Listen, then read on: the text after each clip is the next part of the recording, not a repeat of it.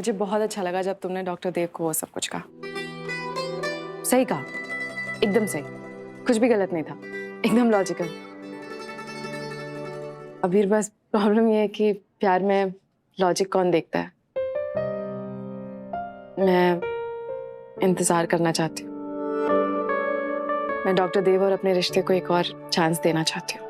अगर तुम्हारी यही मर्जी है तो यही सही, लेकिन अगर इंतजार ही करना है तो यूं मुस्कुराते हुए करो ना, क्योंकि जब तुम्हें सेट देखता हूँ ना तो सच्ची बताऊं दिल से ना गालियां निकलती हैं डॉग के लिए। अबीर, क्या अबीर?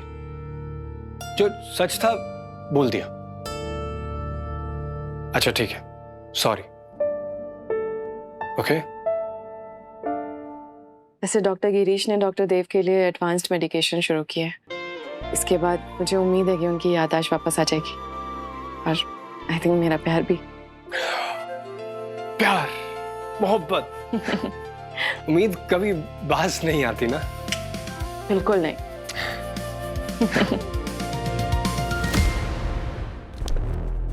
डॉक्टर सनी, डॉक्टर तो एकदम ठीक कह रहे थे।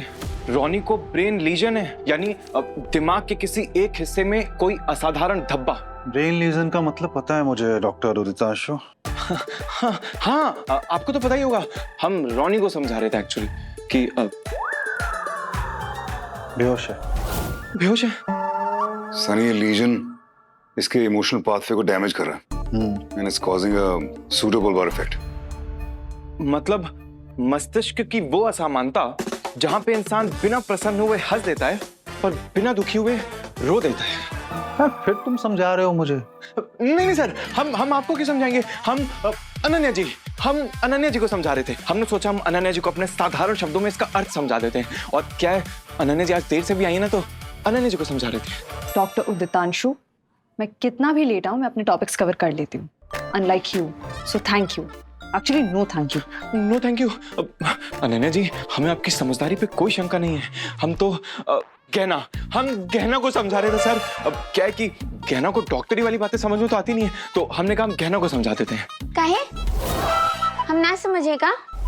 मतलब जो डॉक्टरी की पढ़ाई नहीं करता वो समझदार ही नहीं होता? नहीं। अरे नहीं कहना, ऐसा मत समझो और अपने बारे में तो बिल्कुल मत समझना ऐसा। यहाँ सबसे ज्यादा समझदार तुम ही हो। जब पुलिस इसे लेके जा रही थी तो तुमने ही बोला ना कि इसको यहाँ रखना है। तुम्हारे वजह से तो हॉस्पिटल में है ये, तभी तो इसकी बीमारी आइडेंटिफाई हुई है। और देखो, तुम्हारा इसके साथ कोई रिश्ता भी नहीं है, फिर भी इसके सराहने बैठी हुई हो। इंसानियत है ये तुम्हारी। हमको तो ये बात की तसल्ली है डॉक्टर बाबू कि कम से कम सबको यकीन तो हुआ कि बेचारा सच में नहीं अपनी हंसी रोक पा रहा था। न्यूरो कंसल्ट के बाद मेडिकेशन शुरू करना डॉक्टर उदितांशु। जी सर। पर हाँ, समझाने से पहले डिसाइड कर लिया इसको समझाना है। सर। अरे देव, सॉरी मैं भूल गया था। वो डॉक्टर गिरीश ने जो दवा प्रिस्क्राइब की थी वो कुछ है, काम कर रही है? फायदा हुआ उसका कुछ? सनी, अभी तो 2-3 दिन हुए हैं तो कोई नहीं, होगा, फायदा होगा डेफिनेटली। ऑब्वियसली इनफैक्ट हम सब प्रे करते हैं कि दवा काम करे एंड तुम्हारी याददाश्त वापस आए। चलो, कोई नहीं।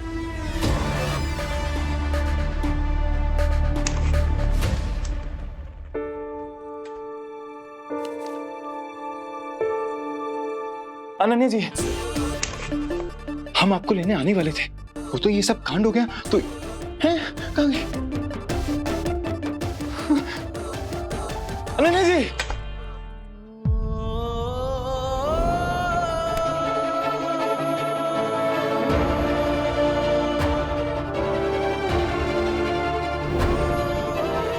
गुड मॉर्निंग अनन्या जी, कैसी हैं आप? उदितांशु, ऑल ओके राइट? तुमने इतनी सुबह कॉल किया। हमको ना लिबर्टी गार्डन के पास कुछ काम था, तो इसीलिए वही हमने सोचा कि मतलब पिक करते हुए चलते हम। अब आप बोलिए पति जी, पसंद करते हैं ना आप अनन्या जी को? बोलिए। कैसे बोले? मैं समझ सकता हूँ ना, जब हम किसी से प्यार करते हैं और वो प्यार वापस नहीं मिलता है तो कैसा फील होता है। तो तुम्हारी दादी अम्मा कहती है ना कि शादी एक ऐसा मजबूत रिश्ता है कि सब कुछ झेल लेता है। अगर शादी का रिश्ता इतना ही मजबूत होता है तो आपका काहे टूट गया? वो हमरा कहने का मतलब था कि माफ करिएगा। It's okay. लेकिन शादी का या कोई भी रिश्ता वो पेपर पे टूट सकता है, लेकिन दिल से नहीं जाता। इसे आपका और सृष्टि मैम का रिश्ता है। बीमार हुए हैं मगर उनके सारे दर्द का आपको पता है।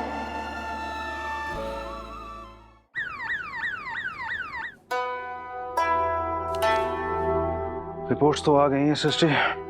क्या पता चला, क्या हुआ है सृष्टि को? It's a case of neuropathy है। व्हाट?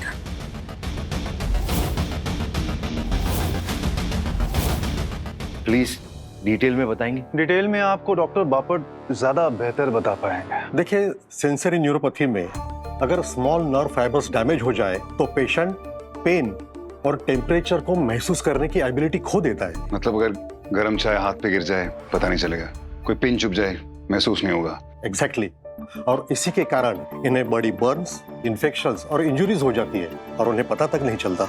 इसलिए सृष्टि को कुछ ठंडा या गर्म चोट का दर्द महसूस नहीं हुआ?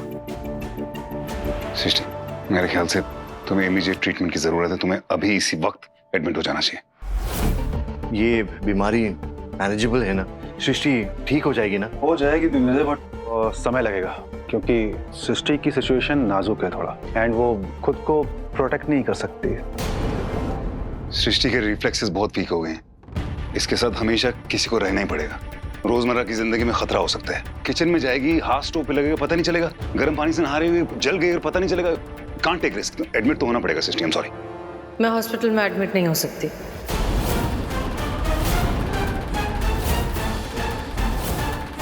क्या कह रही हो सृष्टि?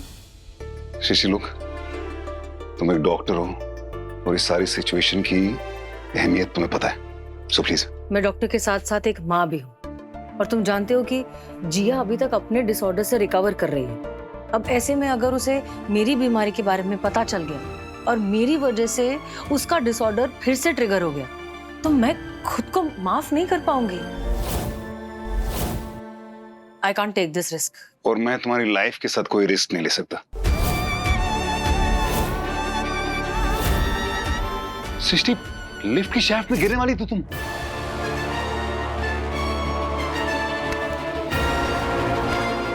साड़ी को पीछे से आग लग गई थी तो पता नहीं चला। हाँ, पर कुछ हुआ तो नहीं ना? हो सकता था। प्लीज, तुम ऐसे ट्रीटमेंट से नहीं भाग सकती यार। मैं ट्रीटमेंट से नहीं भाग रही हूँ। मैं बस नहीं चाहती कि मेरी बच्ची को मेरी इस बीमारी के बारे में पता चले। That's it. जिया ने मुझसे आज सुबह ही कहा है कि वो 1 हफ्ते के लिए घर पे रहने वाली है, पढ़ाई करने वाली है घर पे रहकर। ऐसे में मैं उसको कुछ नहीं बता सकती। डॉक्टर सृष्टि, इसी कॉन्फिडेंस के कारण कहा जाता है कि डॉक्टर्स मेक वर्स पेशेंट्स। तुम्हें जिस केयर की जरूरत है वो छुपे रहने से तुम्हें कैसे मिल सकती है? लुक, जिया की फिक्र तुम मत करो, मैं हूं ना, मैं संभालूंगा उसको। ओके? नहीं, जिया फिलहाल बहुत सेंसिटिव है। तुम जिया के साथ कितना भी सपोर्टिव हो जाओ, अगर उसे ये बात पता चल गई तो वो स्ट्रेस लेगी ही। If you don't believe me, please ask Girish. Girish, क्या सच में स्ट्रेस लेकर जिया की बीमारी फिर से रिलैप्स हो सकती है? Actually yes. कोई भी बड़ा इमोशनल ट्रॉमा या स्ट्रेस ये चीज़ ट्रिगर कर सकता है। इसमें पेशेंट्स अपनी पुरानी आदतों पर चले जाता है। जिया के केस में ये ईटिंग डिसऑर्डर है, सो यस, ये रिलैप्स हो सकता है। तो फिर क्या सोल्यूशन है? सृष्टि को मैं एक पल के लिए भी कोई रिस्की सिचुएशन में नहीं देख सकता। एडमिट वो होगी नहीं। तुम्हारे पास है कोई सोल्यूशन? है। लुक, मैं वैसे भी रोज हॉस्पिटल तो आती हूँ। जिया को लगेगा कि मैं एज यूजुअल काम पर आ रही हूँ। मैं दिन में यहाँ आकर डे केयर में अच्छे से अपना ट्रीटमेंट करवाऊंगी, लेकिन रात को मुझे घर वापस जाना ही होगा एंड दैट्स फाइनल। यही तो प्रॉब्लम है। रात को आपकी केयर कौन करेगा? दिन भर की ट्रीटमेंट से आप पूरी तरह से थक जाओगी, लेकिन अगर रात को कुछ प्रॉब्लम हो गया तो आपकी अपनी नर्व्स और आपके रिफ्लेक्सेस आपको बचा नहीं पाएगी। तुम एक काम करो, वापस घर शिफ्ट हो जाओ।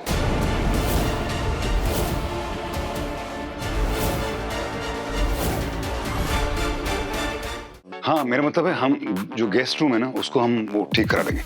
नहीं, बा और पापा को पता चल गया तो जिया को पता चल ही जाएगा। इनफैक्ट मैं तो सोच रहा हूँ कि इशिता को भी ना बताया जाए, बल्कि शाशा को तो बिल्कुल नहीं। Yes, thank you. फाइन, मैं कुछ दिन तुम्हारे यहाँ शिफ्ट हो जाता हूँ। शादी से पहले? ये मेरा मतलब डॉक्टर नहीं ना वो, तो किसी को तो रहना पड़ेगा जो डॉक्टर हो, मतलब जिसको नॉलेज हो वैसा वाला। यू आर राइट, इनको रात की देखभाल के लिए एक क्वालिफाइड डॉक्टर की जरूरत है जो इनकी केस को समझता होगा। हाँ वही मतलब था मेरा। Doctor Vani, I think you are one of the best. क्या आप कुछ दिन के लिए after office hours doctor Srishti के साथ रह सकती हैं?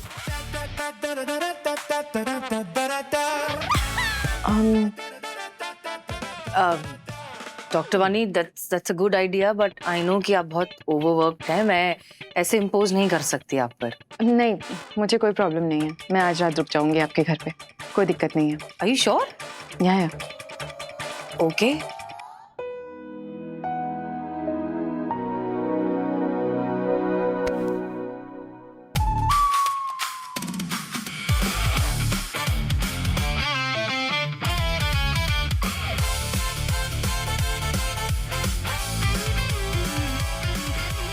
गिरीश यार, ये वाणी ना सच्ची मतलब जेम ऑफ अ पर्सन है, सीरियसली। मतलब उसके और मेरे बीच में टेंशन है, लेकिन फिर भी उसने कहा कि वो सृष्टि का ख्याल रखेगी। रियली बात तो तू सही कर रहा है तो जेम ऑफ अ पर्सन, तभी तो तुझे उससे प्यार हुआ था।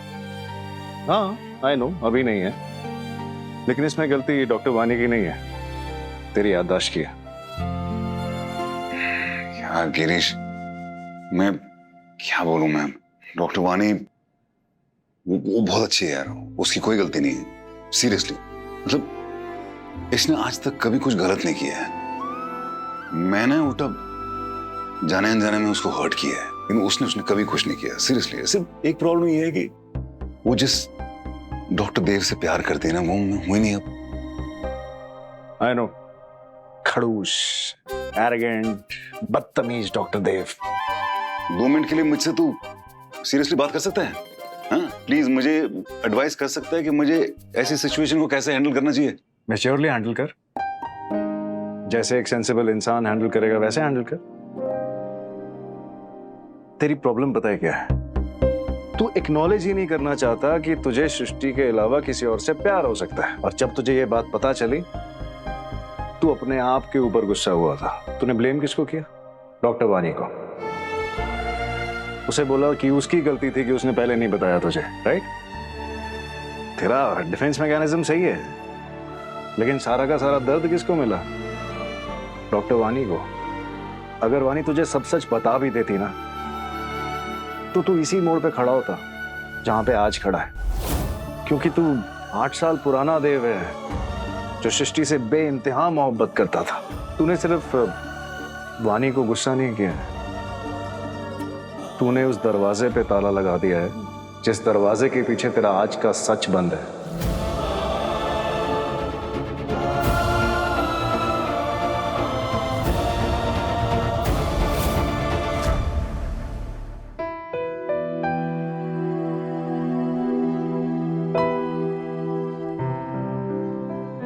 डॉक्टर वानी, थैंक यू। नहीं, थैंक यू कहने की कोई जरूरत नहीं है। मैंने वही किया जो मेरी ड्यूटी थी। कुछ और भी कहना था आपको? आई एम सॉरी वानी, जिस दिन मुझे हम दोनों को सच पता चला, मैंने तुम्हारा पॉइंट ऑफ व्यू जानने की कोशिश भी नहीं की। उल्टा तुम पे चिल्लाया, तुम पे गुस्सा किया, पता नहीं क्या क्या कहा तुम। ये तो वही रिंग है ना जो आपके लॉकर में थी, उस लड़की की। बोलती क्यों नहीं कि वो लड़की तुम ही हो? बोलती क्यों नहीं तुम्हारी ये रिंग है? धोखा दिया तुमने मुझे। मेरा हक नहीं बनता, आई एम रियली सॉरी। वो मेरी गलती थी, वो शायद मेरा कोपिंग मैकेनिज्म था। मैंने सोचा होगा कि मैं सृष्टि के अलावा किसी को प्यार कैसे कर सकता हूँ। तुम्हारी गलती नहीं है वानी, रियली तुम्हारी गलती बिल्कुल नहीं। तुम्हारा भी एक नजरिया है जो मैं उस वक्त नहीं समझा, और अब जान गया हूं कि तुमने वो क्यों छुपाया था। वानी, जिस डॉक्टर देव मेहता के साथ तुम थी और जो अब तुम्हारे सामने वो 2 अलग इंसान हैं। मैं समझ सकता हूं तुम किस तकलीफ में जी रहे हो, लेकिन मुझे ये नहीं समझ आ रहा कि इस तकलीफ को खत्म कैसे किया जाए। पर इतना जरूर पता है, ये जो भी कुछ हो रहा है ये सब मेरी वजह से हो रहा है, और उसके लिए I am really really sorry. पता था मुझे, पता था यही होगा। जब आपको सच पता चलेगा तो या तो आप खुद को दोषी ठहराएंगे या फिर मुझ पर तरस खाकर ये रिश्ता निभाएंगे। और यही दोनों बातें मैं नहीं चाहती थी, इसीलिए नहीं बताया आपको। और आपने मुझे ही विलेन बना दिया। वानी, मुझे मेरी बात पूरी करने दीजिए। डॉक्टर देव, आपको सच पता चला है, याद नहीं आया है, और ये दोनों सिचुएशंस बहुत अलग है। आपको जो सही लगा आपने वो किया, मुझे जो सही लगा था मैंने वो किया था। और वो बात मुझे मंजूर होगी या नहीं ये तो मेरा फैसला है। और आपका जब मन करेगा तब आप गुस्सा करेंगे, फिर जब मन करेगा आप आके माफी मांग लेंगे। मुझे ये पैटर्न मंजूर नहीं है। आपने मुझसे माफी मांगी, मैंने नहीं दी। मुझे आपकी सॉरी मंजूर नहीं है। Topic closed.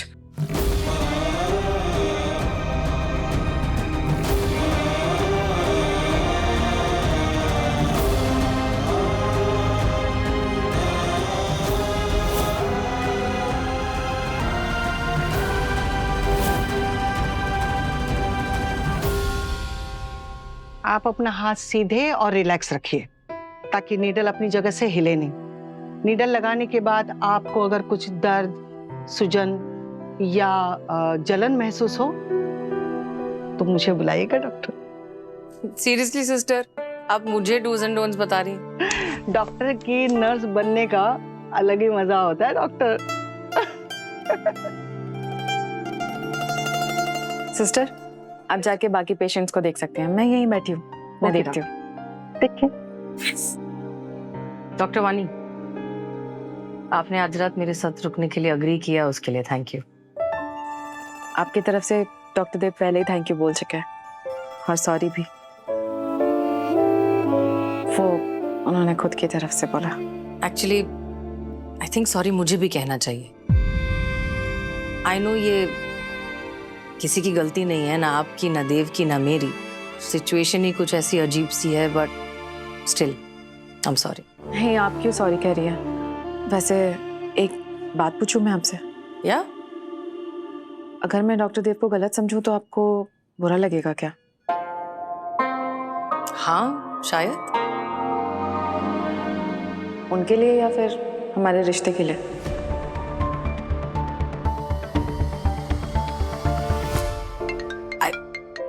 Just a second. हाँ जी। मॉम, कहाँ हो आप? मैं हॉस्पिटल में हूँ। क्यों? आप अपने केबिन में नहीं हो? तुम हॉस्पिटल में हो? हाँ, मैं हॉस्पिटल में हूँ। मुझे वार्ड बॉय ने बोला कि आपको ड्रिप लगा रहा है, आपको प्राइवेट वार्ड में शिफ्ट किया है। क्या हो गया मॉम आपको? अरे तुमने कुछ गलत सुन लिया होगा।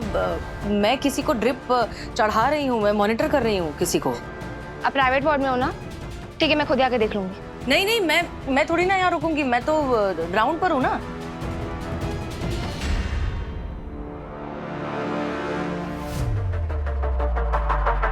जिया,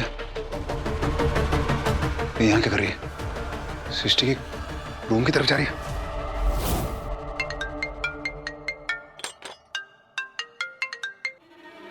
हाँ देव। दिग्विजय, कहाँ हो तुम? कैफेटेरिया में। क्या हुआ? जिया हॉस्पिटल में है, वो सृष्टि के रूम की तरफ जा रही है। व्हाट? उसे फोन करके कैफेटेरिया में बुलाओ। 5 मिनट के बाद सृष्टि कैबिन में लेके आना उसे। ओके? मैं कुछ करता हूँ, तुम फिक्र मत करो। हाय जिया, कहाँ हो? हॉस्पिटल में? Wow, what a surprise. जरा कैफेटेरिया आना, कुछ अर्जेंट बात करनी है। बाय। ये जिया मुझे ऐसे बीमार नहीं देख सकती, मुझे यहाँ से निकलना होगा। प्लीज ये निकालिए। आप ये बीच में नहीं हटा सकती हैं, आपको पता है ये डेंजरस है। या आई नो, बट मैं क्या करूँ अब? आप इस चादर से मुझे कवर करिए प्लीज। सृष्टि, अच्छा क्या कर रहे हो तुम? जिया आ गई देख है। लिया मैंने उसको, मैंने दीदी को बोला उसको डिस्ट्रैक्ट करने के लिए। अब जी आई है, तुमसे मिले भी नहीं जाएगी, नहीं कैबिन जा रही है तुम्हारे। अच्छा ओह ओके आराम से संभाल के संभल के चलो। हाय हाय जिया, तुम यहाँ हॉस्पिटल कैसे? मैं अपनी मॉम से मिलने आई हूँ। आप? मैं भी अपनी मॉम से मिलने आया हूँ। सॉरी, आई मीन मैं तुम्हारी मॉम से मिलने आया हूँ। बट यहाँ हॉस्पिटल में क्यों? कुछ तबीयत खराब है क्या उनकी? वार्ड बॉय ने बोला कि उनको ड्रिप लगा रहे हैं, बट मॉम ने बोला कि मैंने गलत सुना है। मतलब मैंने सही सुना था। दीप क्या कर रहे हो? मैं चल सकती हूँ। चल सकती हूँ? रियली? चलो, चलोगी, गिर जाओगी, चोट लग जाएगी, फिर पता ना क्या होगा, महसूस भी नहीं होगा कि कहाँ चोट आई है। डॉक्टर देव, आप कहाँ लेकर जा रहे हैं डॉक्टर सृष्टि? आपको परमिशन लेनी चाहिए कुछ भी ऐसा करने से पहले। मैं उनकी डॉक्टर हूँ।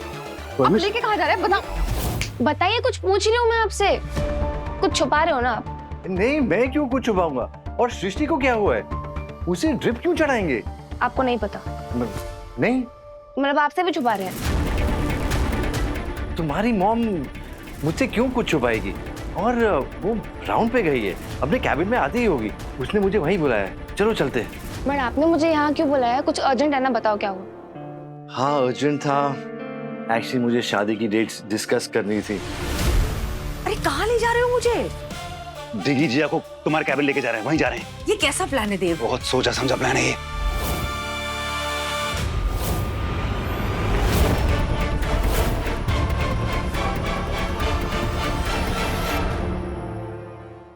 यादें रुसवा हुई, धुंधली सिसकी हुई,